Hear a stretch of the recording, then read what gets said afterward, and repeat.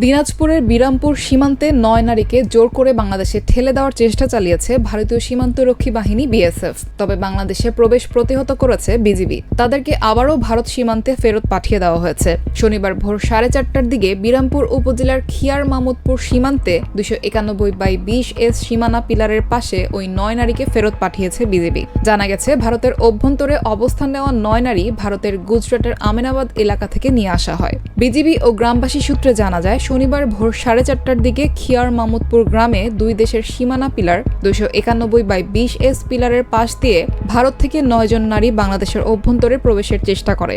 বিষয়টি জানতে পেরে গ্রামবাসীর সহযোগিতায় বিজিবি সদস্যরা তাদের ধাওয়া করে ভারতে পাঠিয়ে দেয়। এরপর থেকে ওই ৯ জন নারী 291/20S পিলারের পাশে ভারতের অভ্যন্তরে শ্রীরামপুর এলাকার একটি বাঁশঝাড়ের নিচে অবস্থান করছে।